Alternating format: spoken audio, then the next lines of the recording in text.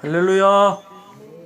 우리 주위 돌아보시면서 예수님 이름으로 사랑합니다 인사 나누시겠습니다. 예수님 사랑합니다. 예수님 사랑합니다. 예수님 사랑합니다.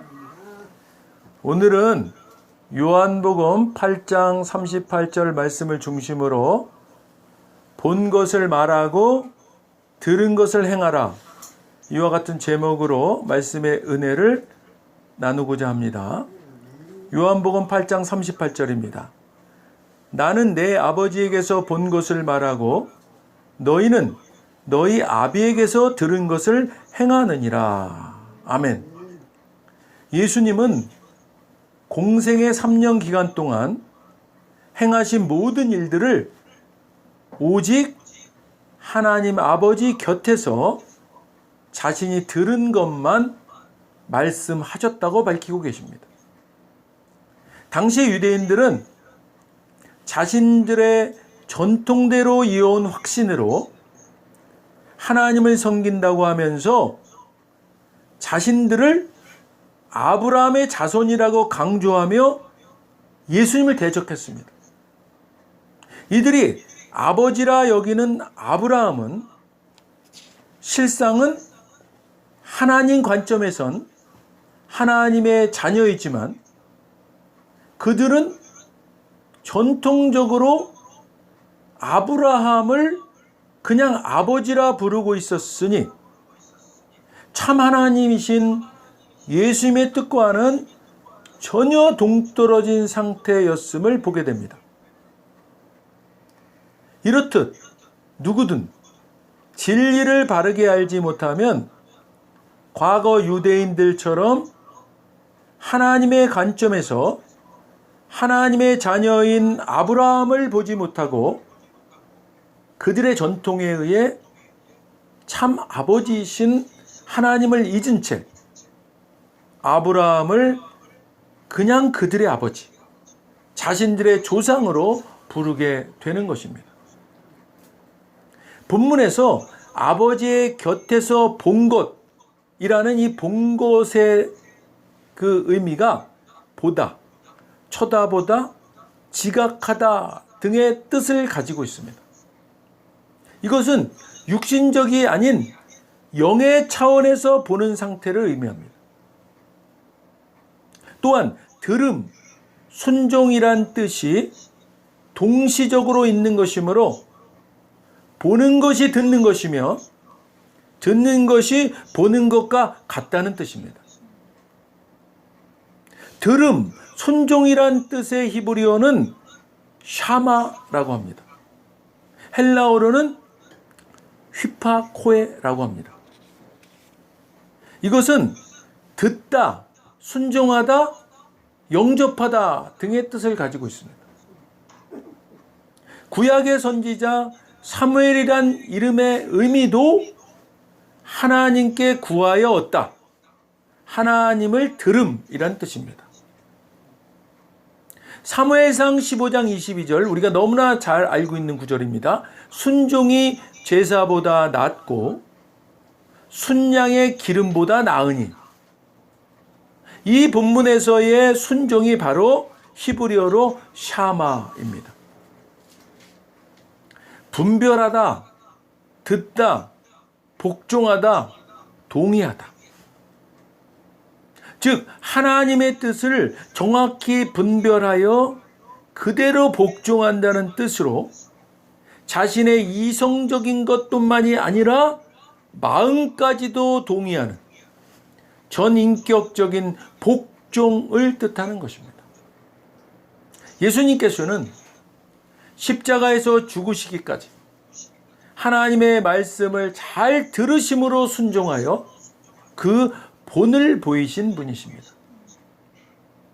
요한복음 8장 40절에서 말씀합니다.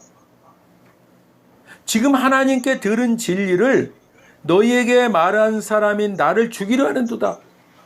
아브라함은 이렇게 하지 아니하였느니라. 아멘. 여기서 듣는다의 헬라어 아쿠오는 귀를 기울이다, 주의하다라는 뜻으로 성경적 들음은 세상의 모든 소리와 말에 대한 무조건적인 여러 놓음과는 다른 것입니다. 성경적 들음이란 바로 귀를 기울일 만한, 들을 만한 소리나 말을 듣는 것을 뜻합니다. 귀를 기울일 만한, 들을 만한 소리나 말을 듣는 것. 이것이 바로 성경적 들음입니다. 그렇다면 예수님께서 당시의 제자들에게, 또한 이 시대에 이 말씀을 접하고 있는 우리들에게 들으라고 하시는 것은 무엇일까요? 1차적으로는 성경에서 말씀하고 있는 성경의 가르침을 잘 들으라는 말씀입니다. 그러나 이 들음으로 모든 것이 완결되는 것은 아닙니다. 이 들음은 성경에서 말씀하고 있는 들음, 아쿠오의 시작입니다. 그렇다면 또 하나의 들음은 알아듣다, 알다의 의미가 있습니다. 하나님의 생명 소리를 듣는 것은 그것을 단지 듣는 것으로 그치거나 방치하는 상태에 머무르지 않게 됩니다. 그 들음이 듣는 우리 자신의 마음을 울리게 하는 것, 곧 들음의 그 의미가 내 마음을 지배하는 역동적인 열림, 그 알아들음이 필요한 것입니다. 그렇다면 이 알아들음은 어떻게 가능할까요? 흔히들 성경을 50번, 100번 이상 정독하고 세상 욕심 다 끊어내고 정진하면 마치 소리하는 사람이, 창하는 사람들이 득음하는 것처럼 알아듣게 되는 것일까요? 물론 반복되는 수양과 훈련, 반복 학습이 무의미하지는 않고 중요합니다. 그러나 성경에서 말씀하고 있는 들어서 알게 되는, 즉 알아듣는 상태로 나아간다는 것은 오직 성령님의 견인, 성령님의 이끄심을 통해서만 가능한 것입니다. 그럼 우리는 어떻게 해야 성령님의 견인, 그 이끄심을 통하여 들어서 알게 되는, 알아듣는 상태로 나아갈 수 있을까요? 그것은 우리 뜻과 우리 생각으로 듣는 것을 포기하겠다는 영적 각성이 필요한 것입니다. 사랑하는 여러분, 성경 말씀과 예배를 통해 주시는 하나님의 말씀을 깊이 묵상하시고 생각이 떠오를 때마다 성령님께 되물으시는 겁니다. 성령님, 제게 이런 생각이 듭니다. 이런 생각이 떠오릅니다. 이 생각이 주님이 주신 생각이 맞으신지요? 되물으시는 겁니다. 주님은요, 우리의 질문에 반드시 응답하시는 분이십니다. 문제는 우리의 성급함입니다. 섣부른 판단은 내 뜻인데 주님 뜻인 것처럼 확신하게 되는 겁니다. 그러니까 기다리는 겁니다. 기다리셔야 됩니다. 평안이 올 때까지 성령님께 물으십시오. 응답은 평안입니다. 귀에다가 직접 말씀해 주시지 않더라도 우리가 기도하면 응답은 평안으로 올 수 있습니다. 우리가 그동안 살아오면서 우리 가운데 쌓여진 많은 사전 지식들은 어떤 일에 대해서, 심지어 성경 말씀에 대해서도 쉽게 판단하고 해석하는 일을 하게 합니다. 물론 잘 정리되고 축적된 사전 지식들은 문제 해결에 도움을 주고 성경 해석에도 도움을 줍니다. 그러나 그 지식이 하나님, 우리 가운데 오셔서 우리를 도우시는 보혜사 성령님의 지식만 하겠습니까? 비교할 수조차 없는 전지전능하신 분으로부터 듣는 것이 말할 필요도 없이 완벽한 답 아니겠습니까? 사랑하는 여러분, 시간이 좀 걸리더라도 성령님의 견인, 이끄심을 받아 우리 모두가 참된 알아들음, 들을 귀를 가진 자의 상태로 변화되시기를 주님의 이름으로 축원드립니다. 요한복음 14장 24절에서 말씀합니다. 요한복음 14장 24절. 나를 사랑하지 아니하는 자는 내 말을 지키지 아니하나니 너희가 듣는 말은 내 말이 아니요 나를 보내신 아버지의 말씀이니라. 아멘. 내 말을 지키지 않는 사람은 나를 사랑하지 않는 것이다. 기억하라. 너희 질문에 대해 듣는 이 대답은 내 마음대로 한 것이 아니라 아버지께서 알려주신 것이다. 자, 또한 듣는다의 헬라어 아쿠오에는 깨닫다, 순종하다라는 뜻이 있습니다. 성경에서 말씀하는 깨달음이란 어떤 것을 자기 것으로 소유했다는 뜻이 본질이 아닙니다. 오히려 순종하는 자세를 발견하는 발견, 그 자체에 집중합니다. 성경에서의 깨달음은 그러니까 발견하는 것입니다. 그런데 발견은 우리로 하여금 순종하게 합니다. 무엇이 순종일까요? 깨닫는 자로서, 들을 귀 있는 자로서 바로 서는 것. 날마다 성령님의 이끄심, 견인을 받아 내 자신, 내 마음 안에서 성령의 생명력이 살아 숨쉬도록 하는 것. 그것이 바로 참된 순종입니다. 계시록 1장 10절에서 말씀합니다. 계시록 1장 10절. 주의 날에 내가 성령에 감동되어 내 뒤에서 나는 나팔소리 같은 큰 음성을 들으니. 아멘. 주님의 날에 내가 성령에 사로잡혀 내 뒤에서 나팔소리처럼 울리는 큰 음성을 들었습니다.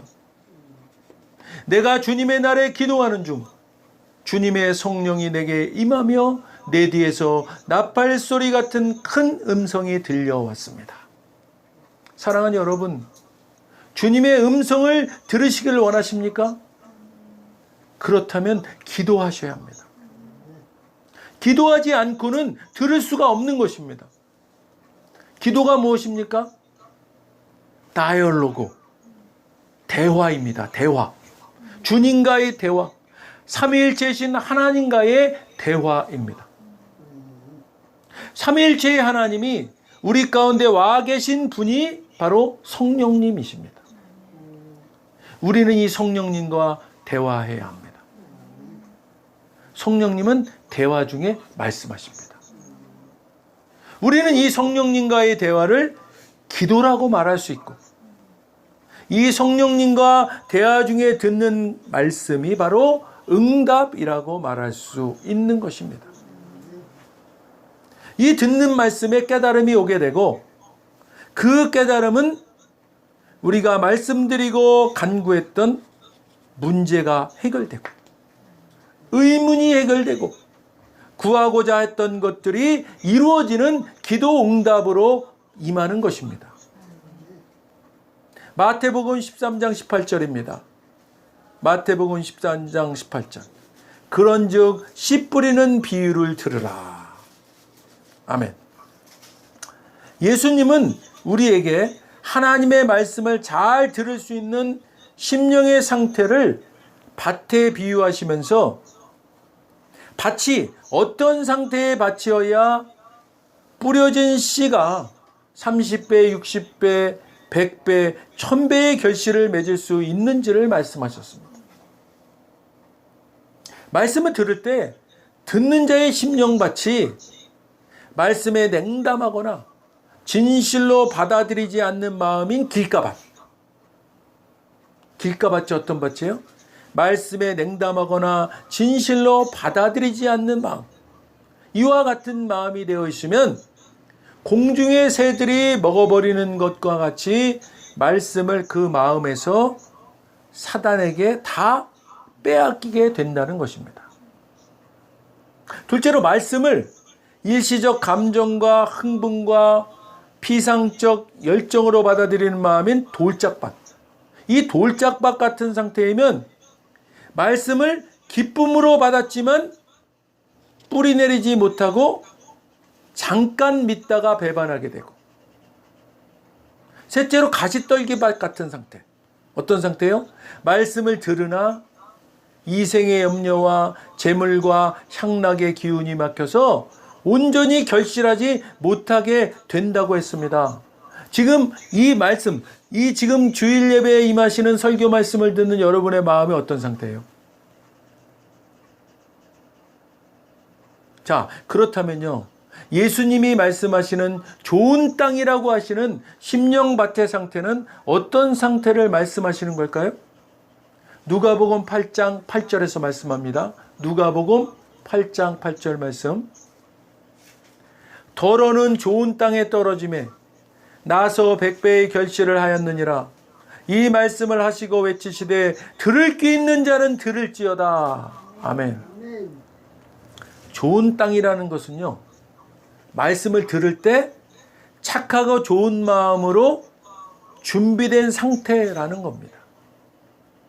그렇다면 성경에서 말씀하는 착하고 좋은 마음은 어떤 마음일까요? 착한에 쓰이는 헬라어 칼레와 좋은에 쓰이는 헬라어 아가데는요, 이런 뜻입니다. 돈벌이나 사리사욕과 같은 낮은 차원의 성취에 몰두하지 않고 지혜나 의로움 등의 숭고한 일을 획득하는 일에 열심인 태도로 숭고한 목적을 성취하기 위해 필요시에는 작은 것들을 과감하게 포기할 줄도 아는 내면 상태를 가리킵니다. 따라서요, 성경이 말씀하고 있는 착하고 좋은 마음을 가지고 있는 사람은 말씀을 듣되 그 말씀을 듣는데 그치지 않고 지키는 사람, 행하는 사람을 말합니다. 이런 사람은 염려나 재물에 대한 욕심, 그리고 쾌락과 같은 사단의 시험을 인내로 견뎌내서 마침내 100배, 1000배의 결실을 맺는 것입니다. 인내는요, 모든 영적 열매가 싹이 트고 지속적으로 생산되는 데 있어서 없어서는 안 되는 필수 요소인 것입니다. 사랑하는 성도 여러분, 우리의 심령밭이 착하고 좋은 마음의 옥토밭으로 잘 준비되어서 말씀을 들을 때 그 말씀이 30배, 60배, 100배, 1000배, 만배의 결실을 맺는 축복이 우리 가운데 넘치시기를 주님의 이름으로 축원드립니다.